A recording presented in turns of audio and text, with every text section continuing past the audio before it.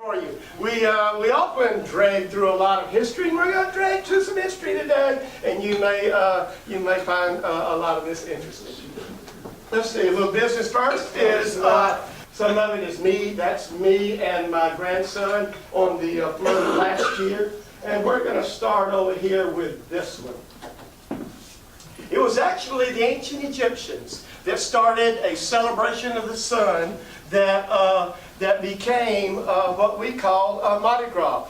This celebration of the sun was, as they saw the days getting benevolence, for love, for milk and honey and providing, and the Egyptian goddess Hathor went on for a long time. But when the French came to turn this off. Let's turn it back on. Museum of Art. It's called the Art and Design of Mardi Gras. And him and about 3 other artists have put this together. And it took him months and months to put this together. And it shows these trains, which you never see. If you may catch a glimpse of them, you know, when they show the court. You never see the coronations. They have coronations for kings and queens that have all the pages. They have, and here's all these debutante ladies all being announced, and all these families being represented, and then they have immaculate food and multiple bands, and the public is invited. It's a coronation. Half of those. He makes several a year, and he will start selling those to those families in about April. They'll start buying them. They'll start talking designs and what they're going to have on it. And he's a real traditionalist. He wants to go back and see what your grandmother did, so he can do on your train what your grandmother did. A lot of these have components from the great-grandmother's train and the grandmother's train and the mother's train. And the men would have symbols of duck decoys and rakes and cowbells and things like that that mean something to the family. He sews that into it. He's past 15 years, he's got kind of a old military uniform look about a lot of his things, and just like this one right here. See, he made that, and it's like a French military dress for this lady in 1970s, and we were over there looking at it, and she was standing there by, and she said, "I can still get in there." And we didn't think she could.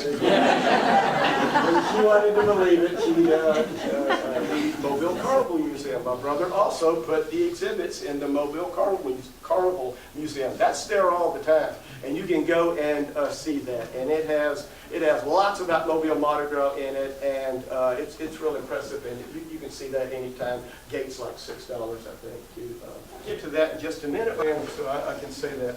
I'll let y'all at the Felix Court. That was in 1872 is when they started doing the court of King Felix. And they do the court of King Felix now. In 1902, they prohibited masking. Why do you think they were prohibiting masking in 1902?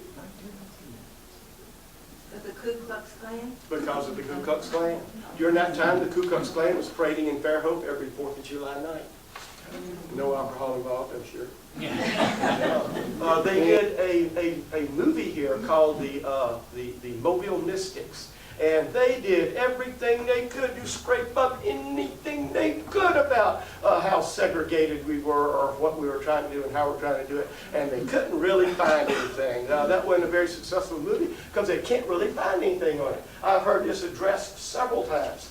When you go to those balls that there are black people and white people, all the black people hang out over there, all the white people hang out over there. And you're nice to each other when you run across each other, but the problem is the music. They fight about the music. So what they got to do, they got to get a band that one group's like over here and another band the other group's like over there, and then they disagree with that. They have the coronation, they have the Magma coronation, and they have the Mobile Carnival Association coronation. And my brother does both of them. You see the same decorations in both of them. And most all of them have this great big crown with big purple velvet inside of it over where the king and queens are. And they have the most immaculate trains that you ever do. My brother often makes fun of the Magma trains because they're often real simple. His is real nice. You know. But they have tried to find some reason for the segregation there, and it's like, that's what everybody wants. There's no animosity, there's no hatred, there's no and there's no stopping it. It's like what everybody wants. So it's something that continues to hold about the outside, and you throw it. It's very festive stuff. And these colors now, you know why this is green and red and all this? Because this is printed for, who do you think uses serpentine now? Where do you hear it? You see it on cruise ships. The first used the balloons in Mobile. They had been throwing them for 10 years before in New Orleans, but they first started throwing those here. In 1967, Julian Rayford, who is not alive anymore, he started the Joe Cane procession. He's the one that made up all that folklore about the Joe Cane procession, and he's the one that had him moved from Bon Secours and brought his body up and buried him out behind the church there, on the graveyard cemetery in Mobile House. And you look and you look and you look.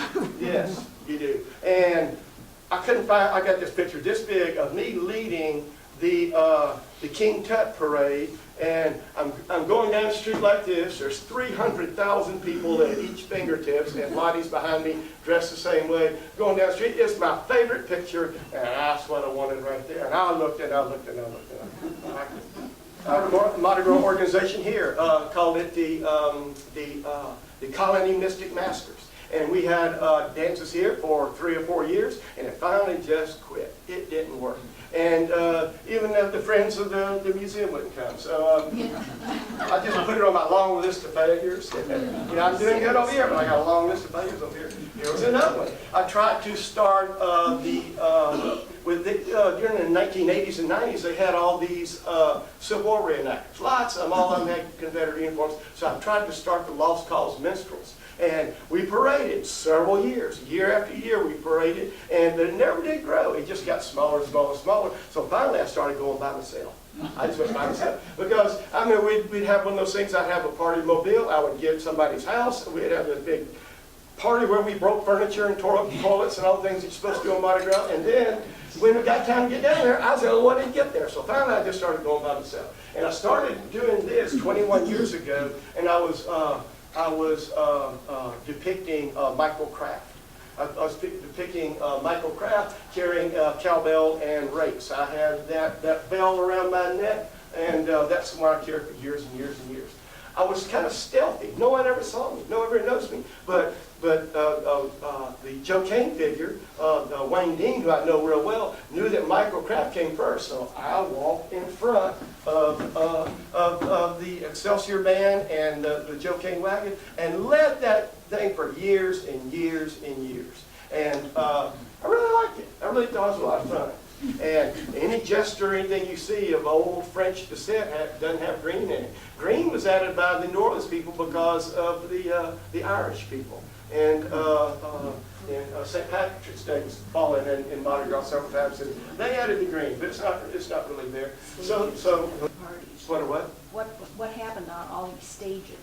What you would do, you would have a tableau that went on, whether you paraded or not, that told what kind of story or fable they wanted to tell. Then you would have the king and the queen to come and be presented. You would have the court to everybody be announced.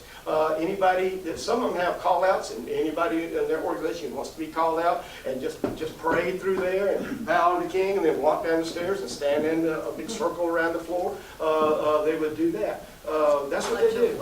The real Mardi Gras is sort of underground Mardi Gras, and that's mystic societies, and they deliberately keep it secret who can be a member and that kind of thing. Yeah. Do you have any insight as to how you get to be into those mystic societies? Oh yeah, I know how you get inside of them. I'm a member of some of them, but I can't tell you. It's a secret. The mysticism comes from the Greeks. It just makes it more fun. Have you ever been to a Halloween party with adults? How much fun it is if everybody wears a costume? It's just more fun, and it makes it fun. And the mystique is really a tradition. If you do something for a couple years in a row, it becomes a tradition. Then you got to do it. And they're just steeped in tradition, and the mysticism is one of them. They're wrestling with that now. Some of the organizations, like the Incas, voted last year to say you don't have to wear your mask on the ballroom floor. It's an abomination. How can they do that? It's these young people that don't have traditions. When I look at it, like right now, there's a parade going on in Gulf Shores.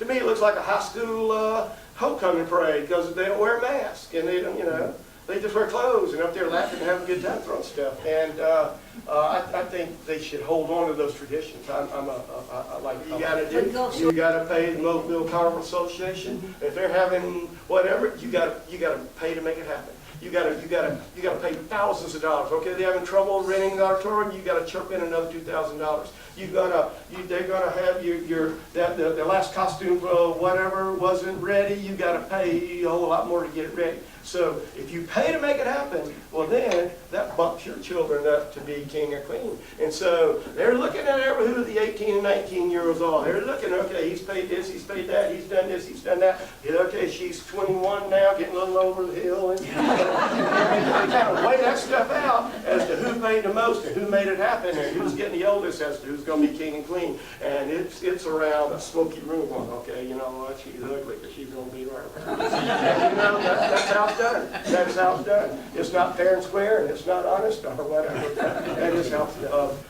Mobile, 1699, moved to present Mobile in 1711, and then Bienville and Iberville went over, and they founded New Orleans. And as soon as they founded New Orleans, the French traditions took on, and they started doing mystic societies all very quickly in New Orleans, and they didn't have a parade. The parades, I had it on here somewhere, I thought. They started parading really sometime after that, but because the English didn't beat out the French in New Orleans, they kept those traditions going. So their continuous traditions did keep on going longer. That's one of the reasons that New Orleans and New Orleans is, Mardi Gras in New Orleans is much bigger. Much bigger. And